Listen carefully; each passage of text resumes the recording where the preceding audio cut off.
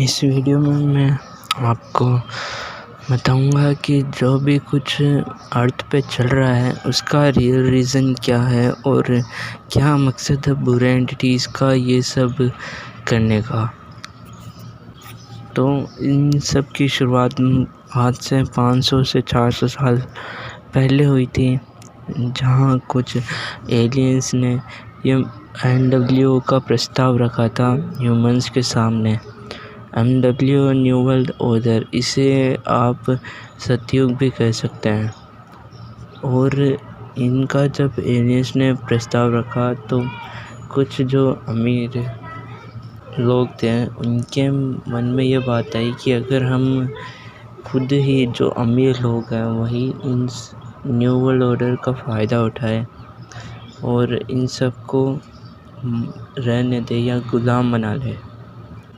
तो यही सोच रखकर उन्होंने 400 सालों से ये सब प्लानिंग कर रखा है। वर्ल्ड वॉर 3, वर्ल्ड वॉर 2 ये सब पहले से प्लान किया हुआ था। और जो मोस्ट अमीर पीपल है वो अपनी एक अलग गवर्नमेंट बना के रखे हैं। उन्होंने अपनी एक गवर्नमेंट बनाई है जिसे शैडो गवर्नमेंट कहते हैं। ये बिल्कुल परछाई की तरह ये ओरिजिनल गवर्नमेंट जो हम हमारे देश की देखते हैं उनके पीछे काम करती है, यानी उन्हें कंट्रोल यही करती है। और जो मोस्ट रिच पीपल है, जो बहुत ज़्यादा अमीर लोग हैं, उनका एक ग्रुप है जिन्हें हम 13 फैमिलीज़ भी कहते हैं। और ये दुनिया के मोस्ट अमीर लोग हैं जो कि एक्स्ट्रा टेरेस्ट्रियल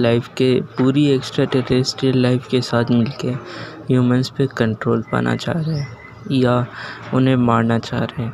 और कोरोना वायरस भी इन्हीं का एक पार्ट है। और इनका जो एजेंडा था वो था 2021 यानी 2021 तक इंसानों को कंट्रोल करना और NWO को इस्टेब्लिश करना। लेकिन वो सब उस टाइम तक पॉसिबल नहीं हो पाया, तो अब इनका एजेंडा है 2030 का, यानी 2030 तक ये सब ह्यूमंस को कंट्रोल कर लेंगे। और इनका कोरोना वायरस के लाने के पीछे ये रीज़न है कि मोस्ट ऑफ द पॉपुलेशन को अपने रास्ते से हटा सके। और इनके आगे आने वाले सालों में प्लान्स क्या क्या है, ये क्या क्या करने वाले हैं, वो ये ऑलरेडी हमें मूवीज़ के ज़रिए बता चुके हैं। और उस मूवीज़ की लिस्ट में आपको टेलीग्राम ग्रुप पे दे दूँगा। और इस बात पे कई लोगों को विश्वास भी नहीं होगा कि कोरोना वायरस अमीर लोगों के द्वारा लाया गया है। तो जो बड़े लोग हैं जो कि ज़्यादा फेमस है, उन्हीं में से कुछ खुद कहते हैं कि कोरोना वायरस एक षड्यंत्र है। वो सारे वीडियोस भी आपको टेलीग्राम ग्रुप पे मिल जाएंगे। तो इनका जो कोविड के पीछे लाने का रीज़न ये है कि जितना हो सके लोग कोविड से मर जाए और जो बाकी के लोग हैं उन्हें ये वैक्सीनेशन से मारना चाहते हैं। और आप डेथ रेट भी देख सकते हैं, वैक्सीनेशन के बाद बहुत ज़्यादा हुई है।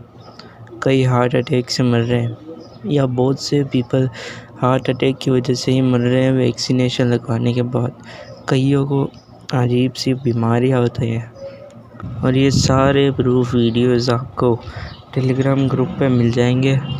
तो अब इनका प्लान 2030 तक इस्टेब्लिश करने का है NWO को। तो अब ये धीरे धीरे ये सब कर रहे हैं, यानी महामारियाँ फैलाना। और अभी बहुत सी चीज़ें हैं जो हमें इन 6 सालों के अंदर देखनी है, लाइक और भी वायरस आएंगे और 2030 तक 2-3 वैक्सीनेशन और होंगे। और ये डायरेक्ट आपके DNA पे इफ़ेक्ट करेंगे। और अगर आपके DNA की बात करें तो आपके DNA में ऐसी पावर्स, ऐसी एबिलिटीज़ छुपी है जो कि आपके पूर्वजों ने अपने टाइम पे एक्सेस कर रखी थी। जैसे कि कोई फिज़िकल एबिलिटी, मेंटल एबिलिटी।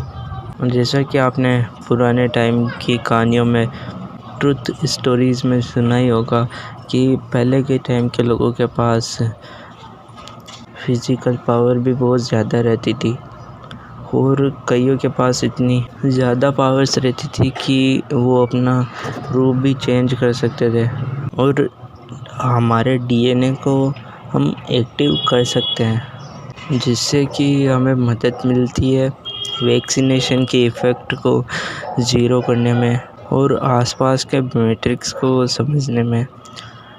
और इसे एक्टिव करने का एक ही तरीका है मेडिटेशन।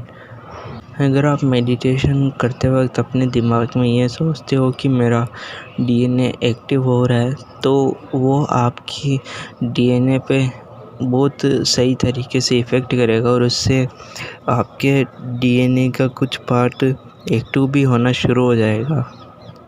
और एक बार आप में डीएनए एक्टिव हो गया, जो कि आपका 99% डीएक्टिवेट पड़ा है, तो उससे आप अपनी कॉन्शियसनेस और भी चीज़ें या पावर जो कि आपको नहीं पता वो आप एक्सेस कर सकते हैं और इसी से आपको आने वाले टाइम के मुसीबतों से निकलने का रास्ता मिलेगा।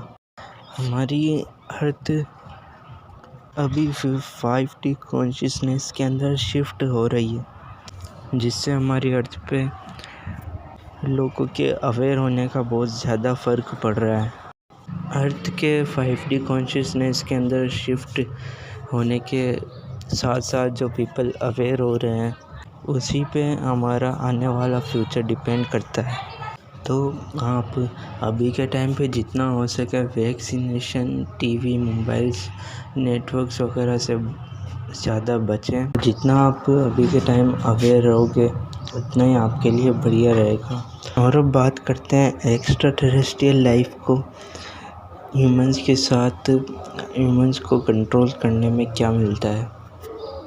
तो जो अमीर ह्यूमंस हैं उनके साथ कई सारे एलियन स्पीशीज़ काम करते हैं, जिनमें से रेप्टिलियन मेन स्पीशीज़ हैं और कई सारे सेलिब्रिटीज़ रेप्टिलियंस ही हैं और कई सारी ऐसी क्लिप्स भी हैं जिसमें लोगों के रेप्टिलियन होने के प्रूफ भी हैं। अगर आपने MIB मैन इन ब्लैक देखी है तो उसमें जैसे एलियंस ह्यूमन के साथ बहस बदल के रहते हैं, वैसे ही रेप्टिलियंस के पास पावर्स होती है शेप शिफ्टिंग करने की और वो उसी पावर से ह्यूमंस के साथ रह रहे हैं, उन पे नज़र रख रहे हैं, उनके बीच रह के। और इनमें एडवांस स्पीशीज़ की बात करें तो वो आती है ग्रे अनुनाकियंस। तो जैसा कि आपको पता ही है कि आज के टाइम में डिप्रेशन और सैडनेस इन लोगों के अंदर बहुत ही ज़्यादा है और इसी डिप्रेशन और सैडनेस से एक एनर्जी रिलीज़ होती है जिसे हम लूश कहते हैं और वही एनर्जी एक्स्ट्रा टेरेस्ट्रियल बीइंग्स को पावरफुल बनाती है। और एक्स्ट्रा टेरेस्ट्रियल बीइंग्स भी हम ह्यूमंस की तरह होते हैं, कुछ अच्छे कुछ बुरे, और इसी लूश एनर्जी से वो बुरे एलियन हमारी एनर्जी को हार्वेस्ट करते हैं। और कई सारे अमीर लोग हमें आने वाले फ्यूचर का हिंट भी देते हैं, जैसा कि मैंने आपको बताया कि 2030 तक ये सारी चीज़ें कंट्रोल करके NWO को इस्टेब्लिश करना चाहते हैं। तो इनका यह भी कहना है कि 2025 तक ये वो मोस्ट ऑफ द पॉपुलेशन को ख़त्म कर देंगे और सिर्फ 50 करोड़ लोग ही बचेंगे 2030 तक। और इसी बात को अगर हम एलन मस्क की बात से रिलेट करें तो उन्होंने एलन मस्क ने कहा था कि जितना हो उतना बच्चे रिप्रोड्यूस करो, क्योंकि आने वाले टाइम पे जनसंख्या बहुत ही कम होगी। और तो और ये आपको DNA मैनिपुलेशन के द्वारा इतना कमज़ोर बना देंगे कि आप रिप्रोड्यूस करने के लायक भी नहीं रहोगे, जैसा कि आप आज के मॉडर्न वर्ल्ड में देख ही सकते हो। कई सारे ऐसे फूड्स हैं जिनके अंदर टॉक्सिक मटेरियल डाले जाते हैं। इन चीज़ों पे भी मैंने एक डिटेल्ड वीडियो बना रखा है। तो इस वीडियो में मुझे सिर्फ इतना ही कवर करना था कि कैसे हम इन चीज़ों से थोड़ा बच सकते हैं और मेनली इन सब चीज़ों के पीछे रीज़न क्या है और कौन कौन है इन चीज़ों के पीछे।